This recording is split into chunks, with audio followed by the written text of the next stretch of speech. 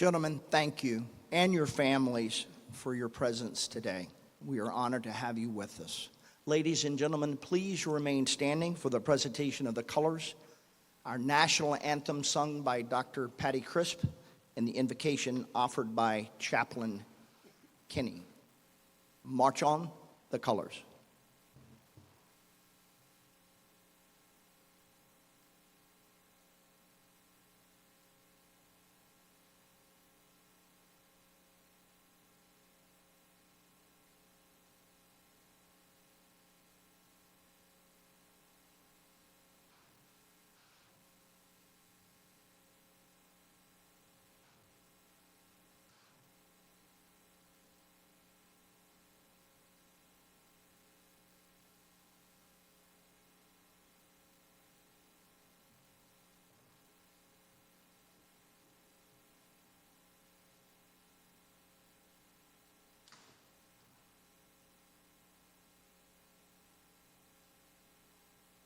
Ladies and gentlemen, join me in singing our national anthem.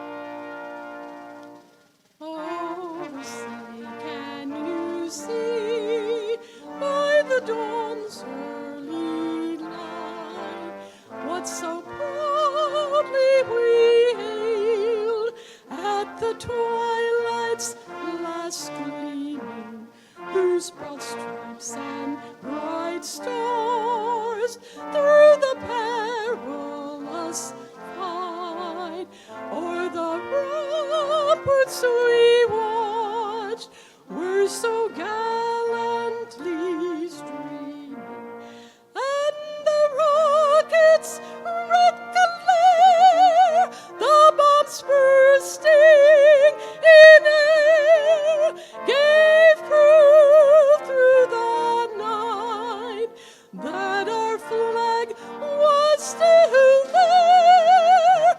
Oh, say does that star-spangled banner yet wave o'er the land of the free and the hope of the brave?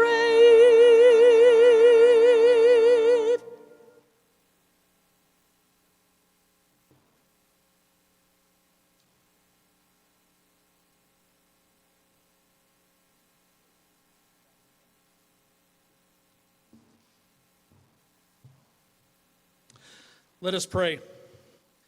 Almighty Father and Lord of all, we honor your name above all this morning.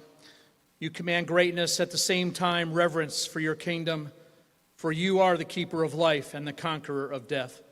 We call upon you today to surround us with your presence as we remember and honor our family, loved ones, friends, the brave, these prisoners of war that have suffered and sacrificed for us here today. We celebrate those lives that represent not only their own mistreatment and torture, but those who are not with us and those that ultimately gave of their own lives. We train and prepare for a call to selflessly protect those we love, our families, and our brothers and sisters in arms. Some here today have gone beyond that call, experiencing torture that we may never understand. In a special way, Lord, bless them, heal them, and give them the reward of their sacrifice. We honor them today. We ask for your protection and blessing upon their lives and their families' lives. As we listen to their stories, remind us that their story is not in vain and that their sacrifice will forever remain in our hearts. Keep them alive in us today. We call upon your protecting hand to guide us all through the battle set before us. Bless all those who have come here today to honor these brave men. Quench our thirst with your righteousness and nurture us with an ever-flowing water of your unfailing grace. It is in your name that we pray. Amen. March off the colors.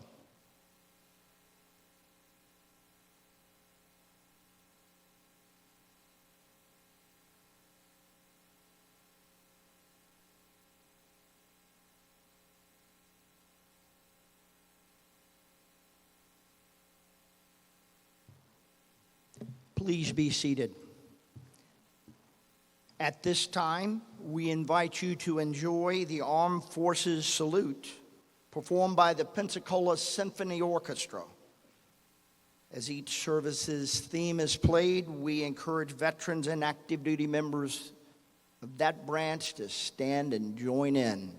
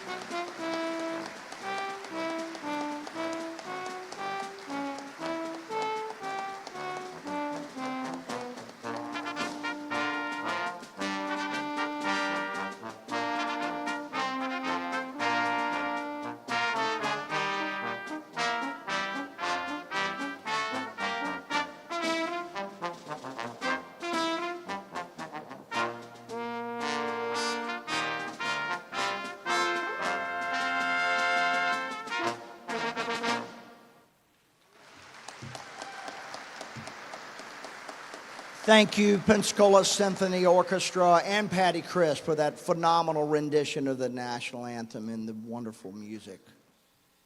Before we continue, I would like to recognize some of the special guests in attendance today. First and foremost, Lieutenant Commander Cash Barber, our 101-year-old World War II veteran.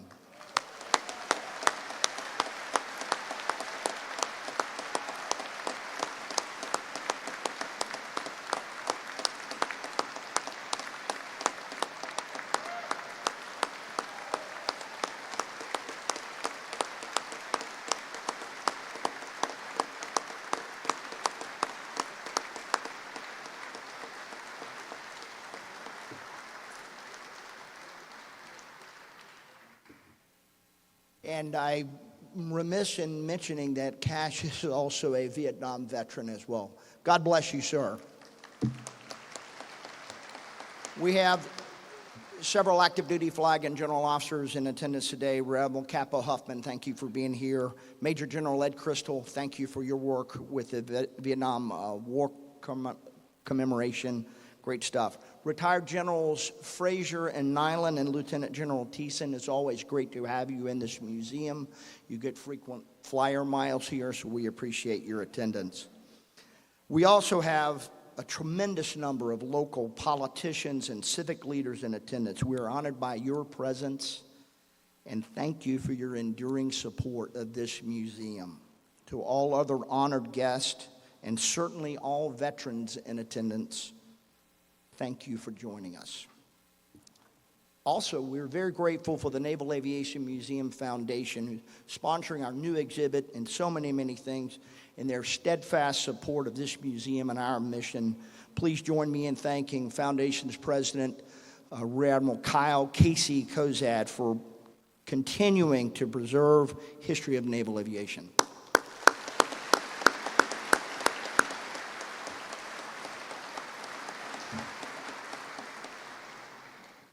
Ladies and gentlemen, I'm exceptionally excited about our program today as we officially unveil our Return with Honor exhibit that memorializes the courage, sacrifice of our Vietnam prisoners of war. Today's commemoration would not be complete without hearing directly from those who lived this history and those who preserve it. We are honored to present the following perspectives. First off, Hill Goodspeed, our historian and museum deputy director, will set the scene with a brief historical overview. Next, Ms. Kathy Inch, National League of POW MIA families, will give her perspective of life on the home front as the spouse of a prisoner of war. She will be followed by her husband, Captain John Inch, known to many as Fingers, who will give his accounting of his shoot-down and capture. Captain Michael McGrath will then offer his observations on enduring countless interrogations and torture and the communication techniques he and his fellow prisoners used during their days in captivity. Finally, Commander Ev Alvarez will discuss the long-awaited homecoming of these American patriots. Please join me in welcoming all of our speakers.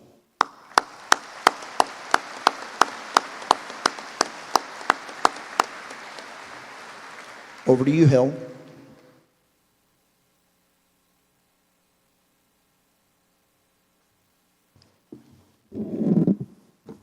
Thank you, sir, and welcome everyone to this really momentous event here at the museum. There are no words that I can say that could capture the experiences of the men in the audience and their families on the home front and what they experienced during the Vietnam War. What I will attempt to do is place the POW experience in the context of a battle, because for those in captivity, it was not about subjugation, but a continuation of the fight they carried to the enemy from the air. For their families, silent suffering changed into an all-out public campaign for the welfare of their husbands, fathers, sons, brothers, languishing in prisons thousands of miles away. If you think of some of the great battles in American history, like Gettysburg and the Normandy invasion, they were measured in days. For the POWs held in North Vietnam, battle was joined when a young lieutenant junior grade named Everett Alvarez, on his first combat mission, was shot down on August 5th, 1964. It did not end until the last POWs boarded the Air Force transport and flew to freedom on March 29th, 1973. And there could not have been a starker change in the front lines of their battle. In an instant, individuals went from flying thousands of feet in the air, slipping the surly bonds of earth, to borrow the words from the famous poem High Flight, to descending toward that very ground that could not have been more menacing or threatening as an angry enemy awaited them. While the aforementioned battles involved masses of troops and the latest instruments of warfare, those in Hanoi never numbered more than a few hundred. Their weapon, the personal and collective will to overcome unspeakable physical pain, horrific living conditions, moments of despair, and an array of human emotions in resisting their captors. As for the logistics on which battles hinge, for the prisoners of war in Hanoi, it was not the movement of war materiel that was their lifeblood in their daily struggle, but the persistent sound of tapping, through which individual POWs boosted one another's spirits and shared information. It was also a medium through which leadership communicated instructions on resistance.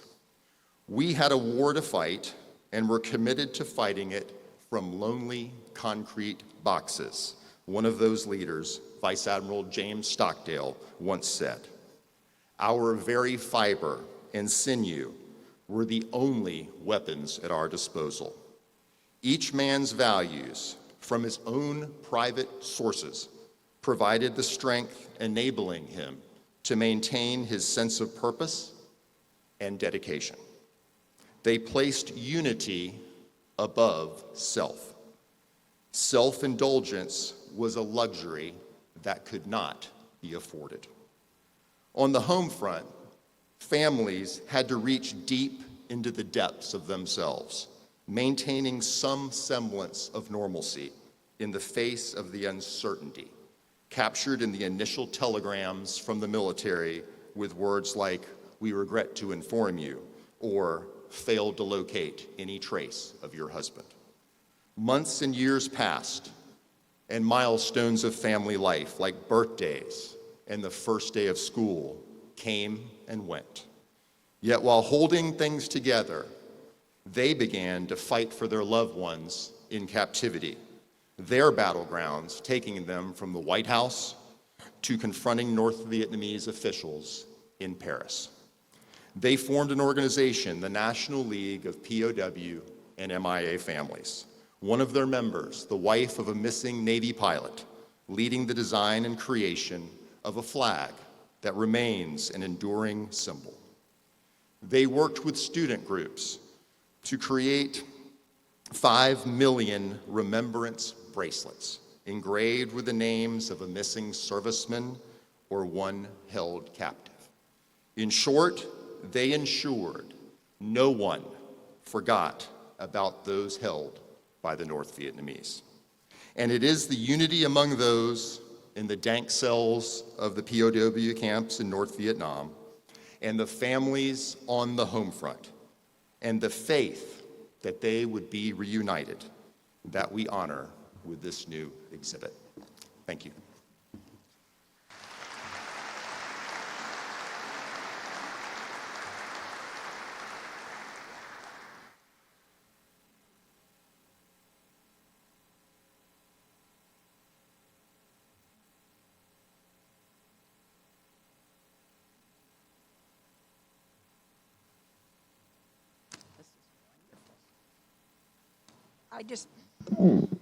I describe myself in 3 ways.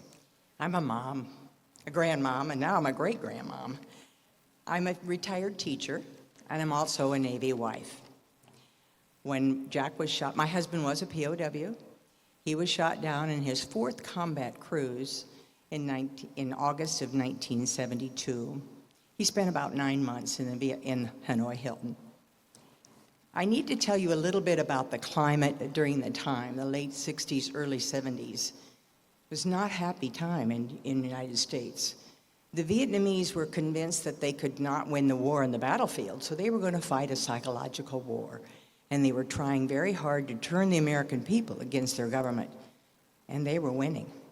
There were protests going on in the streets of San Francisco, Washington, D.C., and New York.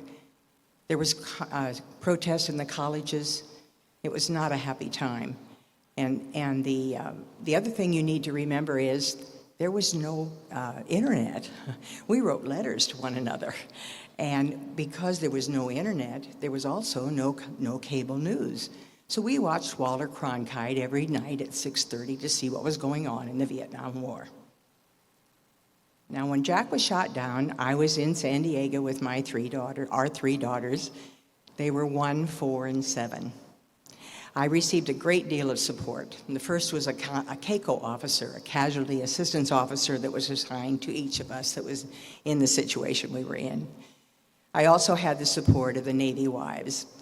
We were already in a squadron, and those people, and there's a certain sisterhood among the Navy wives. We helped one another, mainly because our husbands were deployed so much. We supported one another a great deal, so I had that support. I was also welcomed into a group of POW wives. Now, these ladies were experiencing for years what I was experiencing for months. The loneliness, the not knowing, trying to raise children without a husband, making decisions about finances and that kind of thing. They were doing that for years. And for years, they had kept a nice, quiet, nice little wifey, keeping things going at home so that their husbands could do their job. And it became very apparent that they needed to let the American people know what was going on in the prisons of Vietnam. And so they finally said, enough. Now, these ladies were ladies. There was no whining, there was no sniveling. They put on their hats and their gloves, and Sybil Stockdale had a pink suit she wore. And they went around the country trying to raise the awareness of the American people to the plight of the POWs in Hanoi. They asked 3 things. They wanted an accountability from the Vietnamese. They had never given a list of who they actually held in captivity. They wanted them to comply with the Geneva Convention, which they did not do because they didn't recognize it as a declared war. And they wanted to improve the conditions, better food, better living conditions, better medical treatment. So those are the 3 things that they asked. And they went to their friends and their neighbors. Sybil Stockdale actually did an interview with the San Diego Union, and that sort of opened the door. Other wives across the country that they had been together socially, supporting one another, part of that sisterhood, and they finally decided we can do this, and they organized themselves. They went and they spoke to anybody who would listen. They did interviews, they were on TV, they talked to their churches, they asked people to write to their congressmen, let them know what was going on. They raised the awareness of the American people. And as a result, the American people responded. They bought bracelets, which Hill referred to. The bracelets had a name of a POW or an MIA person on it, and they were to pray for that person's safe return. And they also did other things to make sure that they wrote letters to their congressmen and that kind of thing. So a couple of other things went on during that time. There were a couple of prisoners released. Again, the Vietnamese, in their psychological warfare, humanitarianly released a couple of prisoners. A couple because of medical reasons. Another was a young enlisted man who had fallen overboard and had become a prisoner of war. They came back and told exactly what was going on in the prisons of Vietnam. And because of that, the prisoners of war became pawns in the peace talks.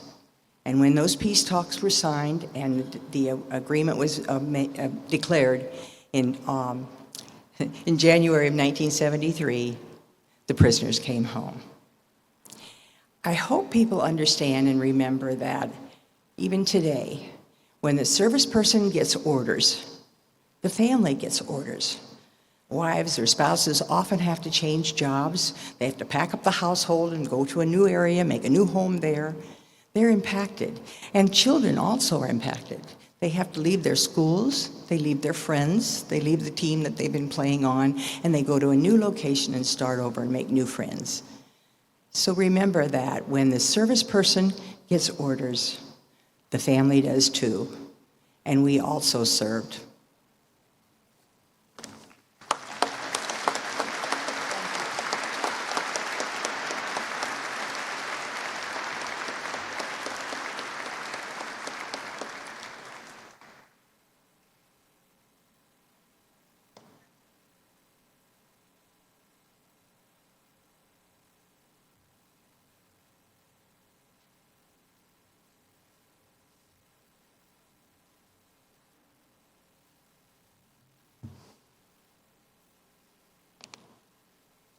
And in there someplace. Ah, yes.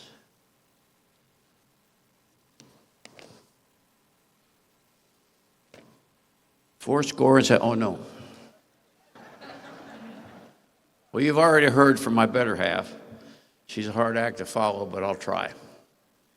I was asked to speak today about the shoot down and capture phase of the POW experience. I can only speak to my own personal situation. However, with variations on that theme, I'm sure this phase of the experience was no doubt very similar to all the rest of the POWs. You're flying along, concentrating on your mission, and then, excuse me, your world just turns into chaos. On my 4th combat mission and 285th combat mission, it happened to me. My pilot, Mike Doyle, and I were taken under fire by several surface-to-air missile sites in North Vietnam. One of the missiles exploded right over our cockpit. The next thing I knew, I was sitting in my seat, my left hand bleeding in my hand with a partially separated thumb, hence fingers. I remember my words to this day very clearly. I said, "Oh my God, no." And embodied in those words, I think, I was saying, hey, this can't be happening to me. It's happening to the other guys, other shipmates, but this happened to me. However, I didn't have time to dwell on it, and my naval aviation training kicked right in. I screamed into the intercom for Mike to get us to the water for a better chance of being rescued. I got no response, so I looked up through the cockpits in the front seat, and Mike was slumped forward in his seat, and I realized he was no longer flying that airplane. I immediately reached down for the ejection handle between my legs and ejected us both from the plane. The next thing I remember, I was hanging in my chute with 2 dislocated elbows caused by the high-speed ejection in which my limbs flailed, a damaged left hand, and shrapnel through my body. I was certainly no threat coming down over North Vietnam at that point. However, there was a welcoming committee waiting for me on the ground, and they were shooting at me, which was a shock. Luckily, they didn't hit me. So my son-in-law, Ricky, and the other ardent hunters out there, they never would have made it in a duck blind. However,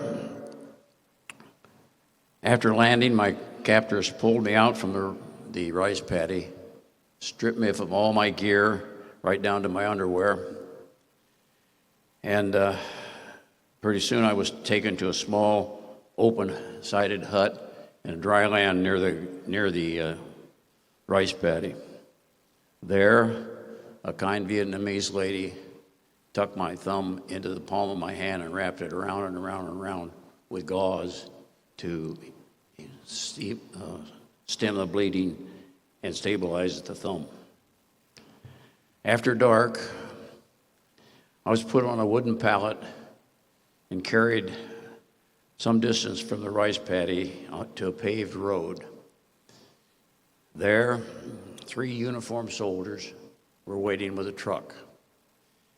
They put me in the bed of the truck with one of the guards or one of the soldiers in behind with me to guard me, I guess, and then he covered me up with a tarpaulin. We drove all night till we reached the Hanoi Hilton, where a room had been reserved for me. A concrete floor and walls, a table, a chair, a stool, a slop bucket in the corner, and that was it. The floor was my bed.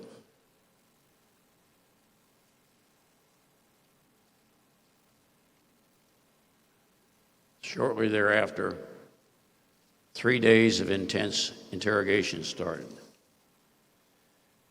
and without yet any medical attention, which I kept begging for. Please, please, I need medical attention. During this time, I successfully resisted answering any questions except those allowed by the Geneva Convention, name, rank, serial number, date of birth. And I kept asking for medical attention, which they refused to give me because of not till you cooperate. Their theme was, we will not treat you until you cooperate with us and answer questions. Finally, after the 3.5 days, needless to say, I was in great pain, and having been denied the medical attention, and I was thoroughly exhausted from the round-the-clock questioning, I finally caved in and answered some of their questions. And also, before that, I was told, if you do not cooperate with us, we will you will be left here to die. So I caved in and I answered some of their questions, which seemed to satisfy them. They had broken my resistance. Next, I was blindfolded and taken to a medical facility somewhere outside the prison, strapped down on an operating table, and soon a doctor, I assume he was a doctor, came in, unwrapped the gauze from my left hand, said something to the 3 assistants there with him, and reached over and got a scalpel and amputated my thumb. No anesthetic, no nothing, no mother may I or any other thing like that. He wrapped it up, and then next I was taken into another room where the same doctor and his assistants, the assistants held me in place in a chair. He put his foot in my chest and started pulling on my arms until my elbows snapped back to, close to where they were supposed to be. He wrapped my arms in rudimentary splints, and I was blindfolded and returned to the prison. In the prison, I spent 30 days in isolation before being put into a large cell with many other shoot-down POWs, one of which right here, Mike Pym. And they've nursed me back to health, and as was said, we were all released in the last group of POWs in March 1973. So that was my introduction to being a POW, which pales in comparison to what Mike and Ev and the others, longtime POWs, suffered all those years. Horrific. My experience was more like a walk in the park compared to what they went through. But I was lucky. I came home, got reunited with my family, saw my daughters grow up. And Mike's his remains, finally were returned in 1986, 13 years after the end of the war. And they were buried in Arlington Cemetery in Washington, D.C. So that was my experience, and I've considered myself blessed that I survived it, came back, and a wonderful life with my family. Thank you.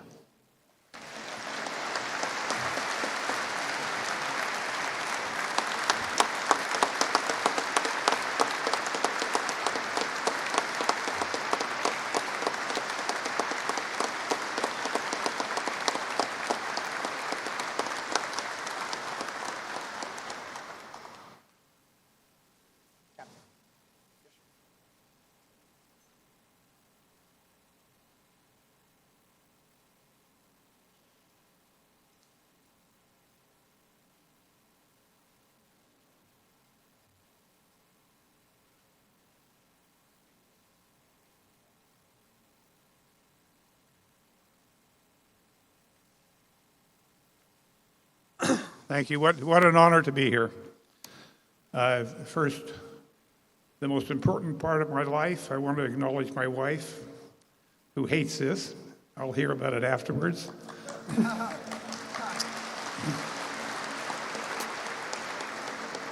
And the others, my fellow POWs. And I see Ron Webb there. Ron was one of the toughest resistors and received the most torture of any of us in interrogations. So my first talk about here is my experience was kind of the same as everybody's. Ron and all the others, I know a lot of people suffered worse than I did, but I'll kind of tell what happened to me. Well, first, we were Navy pilots. We were all prepared for combat under SERE, survival, escape, resistance, evasion, and we were well prepared mentally. We thought we were. And we flew our missions as assigned into the hundreds and many carriers over 10 years. We were well prepared because our instructors were from the Korean War, and they could tell us about the brutality of the interrogations in Korea. But so here's what happened. I'm going to give you a little bit of history here. There were 735 of us that were known and proved by the Department of Defense as being prisoners of war. 73 died, and 662 of us came home alive. My experience was in North Vietnam, so there's only 60 people survived from the Army down south. But up north, there was 595 of us survived as air crew. No Army, Air Force and Navy and Marine pilots, air crew, survived as POWs. Now, talk about interrogations and brutality. 28 of our guys didn't come home. We lost 28 POWs up there with us. And Ron and Mike, you guys know who I'm talking about. Through the brutality of interrogations, lack of medical treatment, and just cruelty. So 567 of us survived and in North Vietnam. That's what I'm going to talk about today. I went through the same shoot down they did. I was hurt pretty bad. When I ejected, you saw the picture. My left arm was broken, my humeral head severed off, and is in by my ribs today. So here's my arm today. I can't move it, but I'm still here alive. I had a broken back, compression fractures. My left knee was dislocated and was sticking out like this and whirling like a propeller at 500 miles an hour. And I was quickly captured, taken to Hanoi, and then starts the interrogations that I've been assigned to talk about today. I'm going to keep it simple because I don't want to offend anybody in here. But in general, our captors were brutal, they were mean, and they wanted to make us hurt and suffer. And like you did, Jack, I went through 3 days of sticking to name, rank, and serial number. After 3 days, my arm was up behind my back, behind my ear, my shoulder was dislocated, my elbow was dislocated, this one was broken and dislocated, and I was a rag on the floor. I said, I'll talk, I'll tell you anything. And then I told them this funny stories you did, anything to stop the pain. Then they left me for 12 days on the floor to live or die. And during that 12 days, I had to hold my own broken arm, no medical treatment, and I was in and out of delirium. I knew they wanted me to write something, or confession, and I wouldn't do it. Because of our SERE training, we had been taught to stick to name, rank, and serial number, date of birth, and we were bound to that. We were taught that you're bound to stick to that until death, which I want to talk about in a second. But after 15 days, I knew I was going to die. So I said, okay, I'll write something, I'll talk. I'm laying my back on the floor, they put a stool on my chest, and I scribbled my confession, which was nothing. It was just I didn't confess anything, but I wrote some scribbles. And he came in at that point and he says, this is your confession, now you will die. And at that time I was saying, thank goodness, I'm ready to go, because I was hurting. And for the next, then I was thrown in next to Bill Frank and Jim Lamar in the Hilton, where I learned the TAP code, and we're going to talk about communications in a second. But I want to talk about all of the POWs went through this type of brutal treatment without any feeling of sympathy and no medical treatment. In 6 years, I never sat in a chair and never had a table, no book, no paper, no Bible, no pencil, no pair of glasses, no communication with my family. I lived on the floor until I could walk and take care of myself. So I won't go into detail. Everybody went through it. All 567 of us who survived were all broken. I want to bring this up. None of us stuck the name, rank, and serial number. We all gave in at some time. And that was the brutality of our communist captors, is you either talk or you die. And they killed guys that wouldn't talk. So when we got back, well, first of all, let's talk about leadership. Stockdale recognized what was going on. And he recognized that myself and all the others that broke, we had this feeling of guilt. And you say, guilt? POWs have guilt? You bet we had guilt, because we had failed to stick the name, rank, and serial number until we died. We talked, and we had this feeling of guilt until Stockdale, in one of our many leadership roles, said, guys, don't feel guilty. You did the best you could, and resist to bounce back again and resist again. And if they break you again, don't feel guilty. Do the best you can. As we got back in 1973, Stockdale and the other senior leaders went to Washington. We got the code of conduct changed. Guess what? It doesn't say I'm bound to give name, rank, serial number, so that we have this terrible guilt. It now says I am required to give name, rank, serial number. So the code of conduct has been changed, common sense has come in, and I hope we never have that guilt feeling of having failed our country again. So that's it on the treatment. It was bad for 6 years. We hung on. Stockdale said, no matter what, return with honor. Now let's switch to communication. We are lucky that we had Smitty Harris. Smitty Harris is our hero to all of us. And Smitty was an early shoot down in 1965, 64, 65, or early 65. And Smitty told me the story. He says, Mike, he says, I attended a series school up in Washington just before I was shot down. And he said, I was lucky. He said, I stayed awake during the lecture.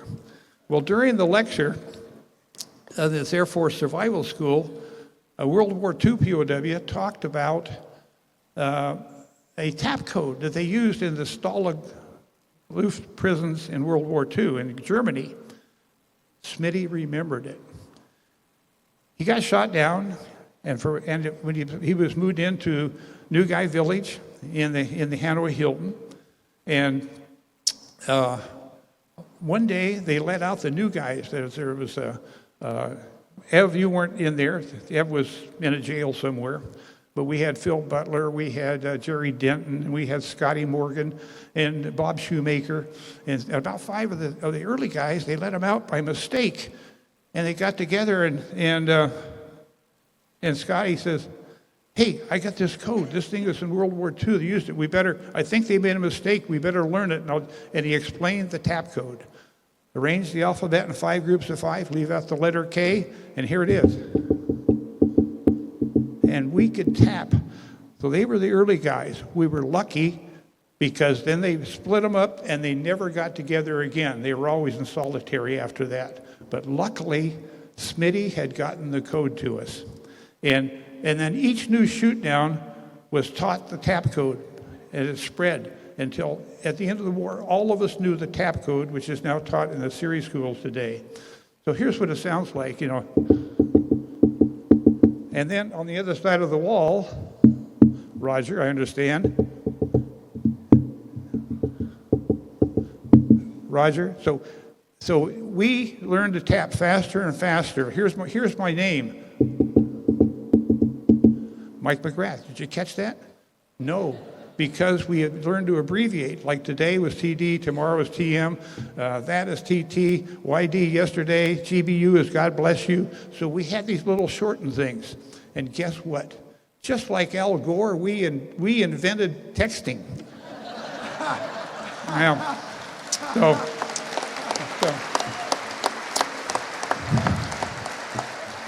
So now all the kids all over the world are texting, shortened words. Everything is short. And then not only that, you learn, you have a guy on the other side of the wall, and you're having a conversation. And you couldn't spell a word because you get 2 letters into the word, and he'd interrupt you. And you get 2 letters into the next word, he'd say, Roger. So you could never finish a word. So guess what? It got faster and faster. You know what I'm talking about? If you're going to spell the word good, you get to the G-O, he interrupts you. You can't spell a word, so it gets faster and faster. So that communication set the tone of what helped us survive. People say, how did you survive 6, 7, 8 years in captivity? One of the key things, well, I talk about character, what you build up in your life, but a key thing was communication. It is so important. And let's think of a guy that's captured and he's all alone. And first you think, how is my wife and family going to know I survived? Nobody knows I'm here. And then finally, somebody gets a hold of you and they get your name out and you're greatly relieved because somebody got your name out. Or have a guy, he's been there for several years, he's got children, a friend gets shot down and he brings the news in on his family. And he tells this guy the news on his family. Think about that communication and that guy's morale. So communication, we could communicate, we could get the directives from Admiral Stockdale, who's then a commander. We could get policy, conduct yourself with honor and integrity, don't antagonize them, and return with honor at the end of the war. So communication was our key to success in surviving. Now, I became a communicator. I was right in the center of the 5 different camps. And then somebody came in and said, oh, how about communicating between camps? Guess what this is? Anyone know what this is? ABC in American Sign Language. So I was a communicator between the zoo annex and the zoo, and there was a wall between us. And I could climb up on the top of a door, an 8-foot door.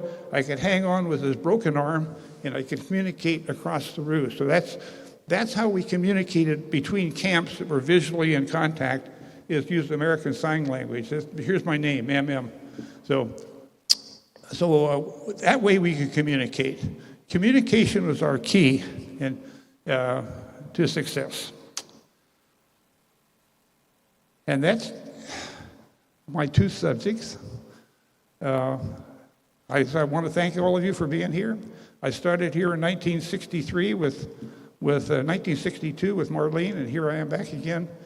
And God bless you.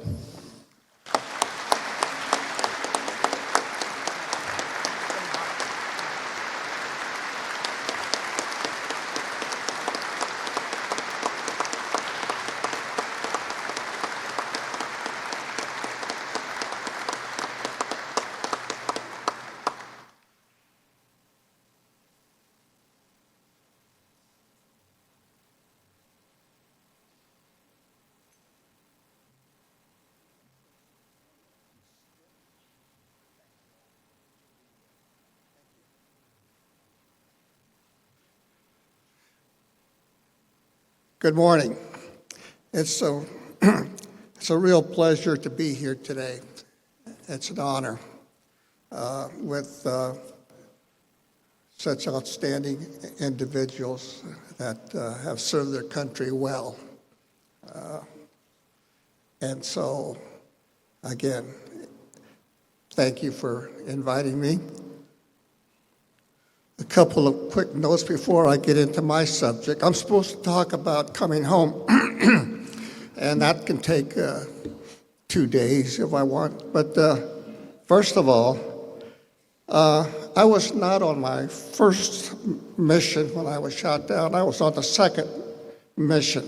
The first one was the night before in covering an event that involved our 2 destroyers and is known as the Tonkin Gulf Incident. And I was the one that was launched at night. We were sent to give them air cover, middle of the night, and I happened to be carrying flares So I was able to light up the sky around our two destroyers. We could see the area that was lit up, and I couldn't see anything else. So whether there were torpedo boats or not, which has been very controversial for 50-some years, 60 years, I don't know. But again, that was the event on the night before. I used to tell people, I started the war. And the second thing I said is, as you well know, I was probably the first, American into the prison that we call the Hanoi Hilton. And I told the guys later on that when they complained about the room, I said, you had to come early to get the good one. But my subject has to do with homecoming. And I can just tell you that starting in 1969, thank you. Starting in 1969, I think as a result of the efforts of the families and our government, the Vietnamese changed their policy towards us. And they knocked off the bad stuff, and conditions gradually improved over the years. And so by the time summer of 1972 came, we started bombing the north of Vietnam, at least the north around Hanoi. And there were no happier people to see this happen than the guys that were sitting in the POW camps in the north of Vietnam. There had been a long pause, and so again, we were happy to see this happen, and it didn't stop. It just kept intensifying, and finally by the fall, my goodness, all day there would be the A6s and F4s and Air Force, and then at night the 52s, and it was rolling linebacker 2 that really intensified. These were the B-52s coming at night and dropping their loads at key targets around them. And I was in the Hanoi Hilton. I'd been moved back with a bunch of others. And let me tell you, the Vietnamese took a lot of punishment. Nothing is more terrifying, in my view, than to see a 52 coming over, hoping that they knew that we were there. But Christmas of '72, it stopped. And I knew by that time that Nixon was not going to stop until the peace talks had some fruition and come to an end. So a couple of weeks after it stopped, we were called out into the yard of Camp Unity, which is what is the Hanoi Hilton complex. And they read the terms of the Paris peace talks to us. So we knew we were coming home. Then one night, in the middle of the night, we hear a bunch of clamor outside, and we were in our cells, and we were in these big cells. But we heard all this racket out there. We looked out, climbed up, and looked out the cells, and here's all these people, all these POWs that they were bringing in. These are people that they had held in a prison up on the China border. And you guys, I know some of you were part of that. And it's guys that we hadn't seen in years. My first cellmate, Tom Barrett. I hadn't seen him. I hadn't seen Alvarez. I hadn't seen all these other fellas, gosh, for years and years. And here they were coming in. So we knew that they were getting ready to do something big. And at the same time, they started shuffling us around in these big cells. And one day I looked up around and I found myself with the first 40 of the POWs that were shot down. And here was Jim Stockdale, and here was Bob Shoemaker, and here was Colonel Robbie Reisner, and here was Howie Rutledge, Jeremiah Denton, and all these guys around it. And so we figured, okay, this is it.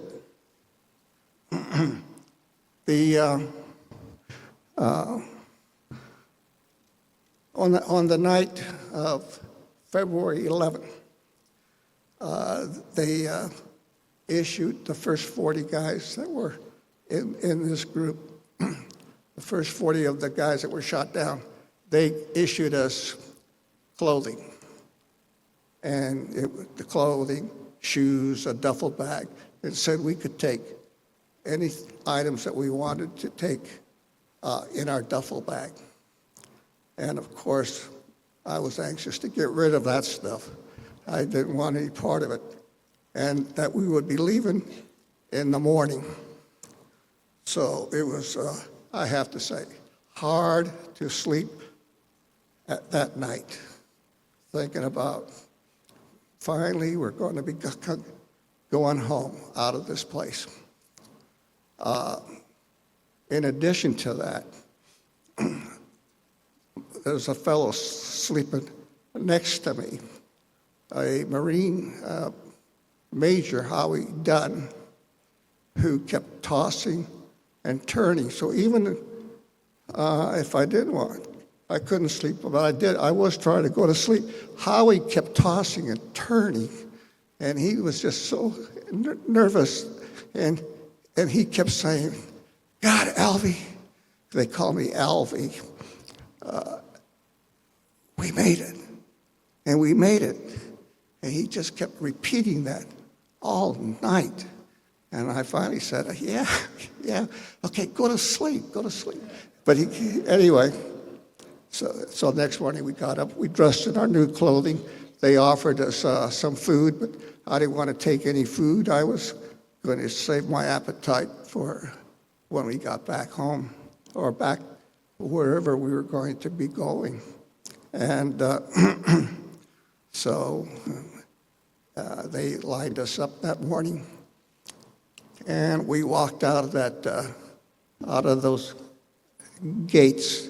If you look at the exhibit, the front entrance to that prison that we call the Hanoi Hilton, we walked out. It was the very first time I had ever left that prison where I was not blindfolded and I was not handcuffed. And that was a strange feeling. We got onto the buses, went to Jalam Airport, and as we neared the ramp, I looked out and we could see two C-130s that were out on the ramp, and they were part of the logistics of our people that were involved in the release. And at the same time, we looked up and here comes this big airplane, and the guys in the bus all cheered. And it landed. It was a C-141, and it landed, came in, pulled up, and that airplane later became known as the Hanoi Taxi, because it would take a load of people, take them to Clark Air Force Base, turn around, and come back and get another load. And so that's how that went. We lined up. They marched us forward until we came to a line, and we had to stop. And across was another line, and there was an Air Force lieutenant colonel, and as we stopped, he just said, he motioned, wait, wait. And there was myself, Bob Shoemaker, Hayden Lockhart, and then on in order of shoot down. And so as we were standing there, there was a table, there was a Vietnamese officer, and there was an American officer looking at the paperwork, the list of names. And it turns out the Vietnamese officer was a guy we called the Rabbit. He was well known for the torture that Mike described. And so he was one of probably the most hated of the Vietnamese that I can remember. And I was really surprised to see him there. But so they started calling our names out. And so I stepped out first, then Bob Shoemaker, and then others. And we had an escort that would take us to the C-141 out there. It was a strange feeling for me because finally I was heading for a plane, and it looked like this was the real thing. It was sort of like a dream come true. And as I made the turn and to walk up the back of the ramp, I looked up, and right at the top of the ramp was an Air Force nurse. And I stopped and I looked at that, and I turned to Bob and I said, "Wow, look at that, Bob. Isn't she beautiful?" And Bob said, yeah. We got in. Eventually, everybody came aboard. They buttoned up the airplane. And the excitement by this time was really, really getting high. So as we taxied out, the fellows started cheering. As we got to the end of the runway and started down the runway and lifted off, I mean, it's just a huge cheer, And I remember Bob and I sitting there quietly. I was the first one shot down. Bob was the second. And we didn't cheer. We basically just were sipping on a soft drink that they gave us. And we sort of looked at each other and we toasted each other and we said, "We made it." And it was a moment that I'll never forget. But the guys went wild. They cheered when we broke feet wet, and that means we were out over the water. And then we were told that we were going to be going to Clark Air Force Base in the Philippines, and there would be a lot of cameras and a lot of people there. And we really didn't know what to expect. So when we did land and came off the airplane, I just have to say that the huge amount of people that were there, and it was just overwhelming. A lot of the signs that said, "Welcome home," "We love you." It was just, like I said, and knocked the breath out of us. I have to say that our military did a heck of a job in Operation Homecoming. They were well prepared. Medical people were well prepared. I mean, they just didn't know what they were going to find. I mean, many of us had been prisoner for a good number of years, and so they had no idea. every kind of physician, including psychiatrists, that, we just didn't know.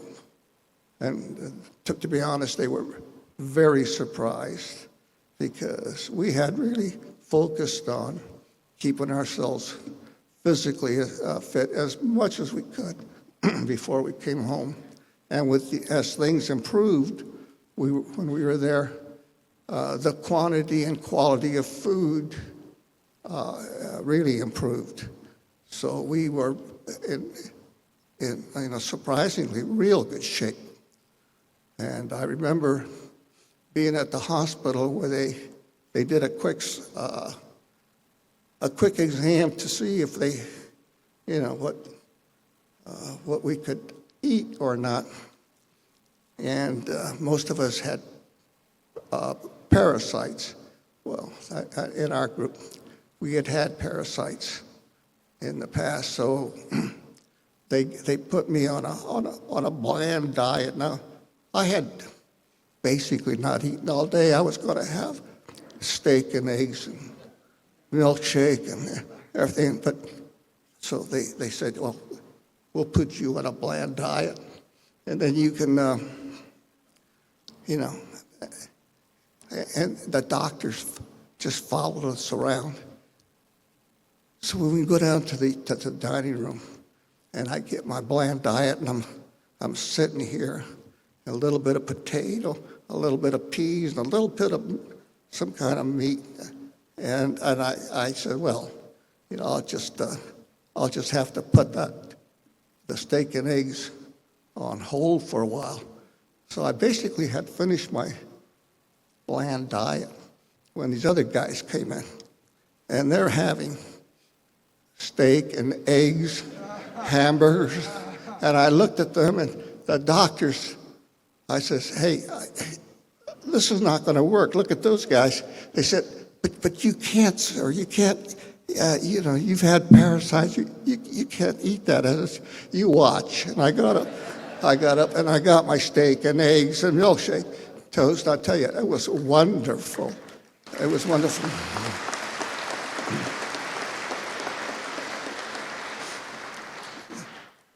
And then from Clark Air Force Base, after a few days, they launched us home.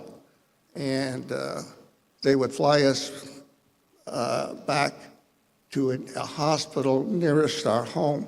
The Air Force would go to an Air Force facility. The Navy went to a Navy facility, Army folks to an Army facility. I went to the Naval Hospital at Oakland, California, where I was reunited. And of course, reunited with the family and underwent some, rehabilitation and what have you. Over the years, I've had a number of surgeries on my arms and for, after effects of the experience, the ejection. Not as bad as these two fellows had, but of course it was things that showed up afterwards. A few months after we came home, and it was after the last group came home, President Nixon had a dinner at the White House for the POWs. And I needed a date. And I remember I had gone through Washington Dulles Airport, and I had met a very attractive young lady, so seemed very nice. So I gave her a call because she lived in the Washington, D.C. area, and I asked if she would go to the White House dinner. And she said yes. And so that was our first date. My wife, Tammy, and I have been, we were married in October, the end of October of that year, and we'll be celebrating 52 years of marriage.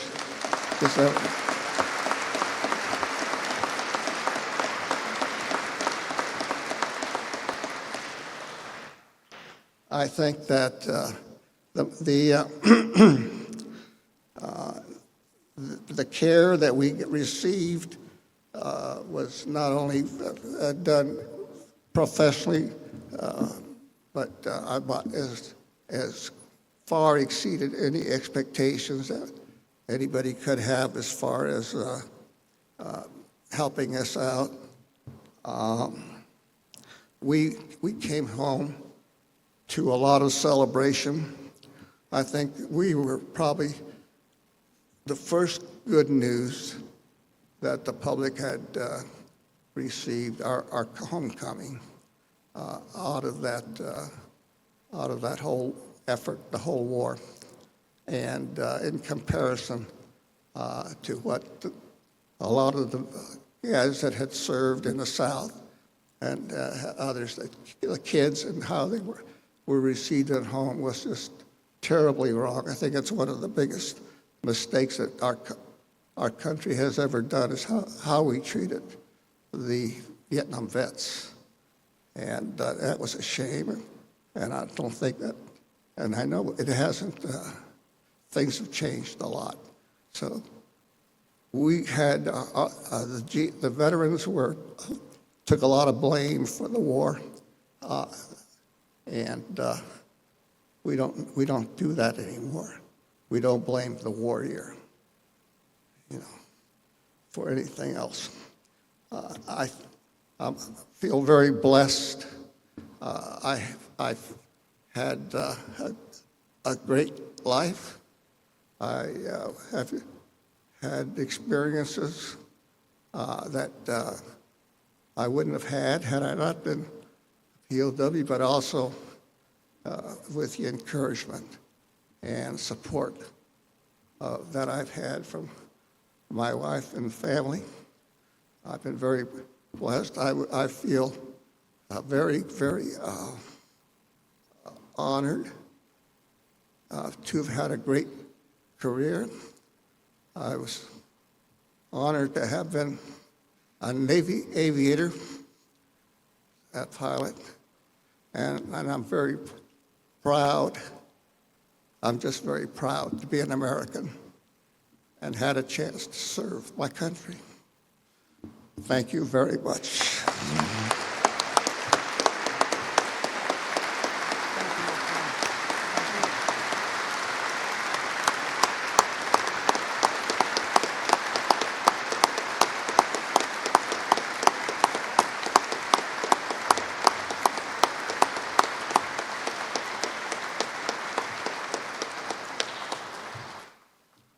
Ladies and gentlemen, I think you would agree with me that, in a word, that was spectacular. One more round of applause for our presenters today.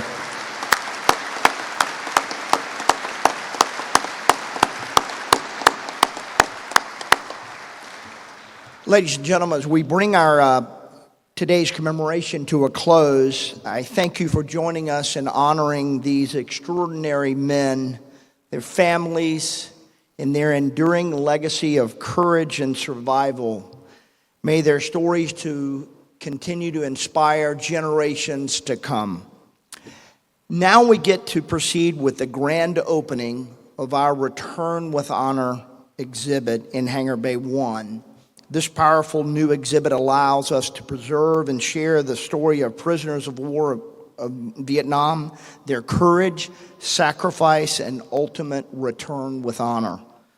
The stories featured here today will continue to live on in this new exhibit. We'd like to recognize the talent and dedication of the exhibit's designer, Mr. Humberto Amaro. Great job, Humberto. His vision created an experience that is both moving and will be unforgettable. On behalf of the Naval Aviation Museum Foundation, I'd also like to thank our sponsors, Southwest Airlines, Lockheed Martin, Robert Rivers, Bob Thomas, Ferdinand Street, and Leonard Jankowski. I'd also like to thank the host of companies and organizations that played a vital role in the installation of the exhibit. You can see them on the screen in front of you. Finally, a little bit of logistics to view the exhibit. As you entered today, you received a timed entry ticket. This is to ensure each group can experience exhibit fully without crowding. It is an impactful and emotional experience, one we hope you will carry with you. If you did not receive a ticket, you can also choose a standby line, which will allow you to enter when extra spots are available during that allotted time slot. Thanks for your patience, and thank you for joining us today. This concludes our ceremony. God bless you all.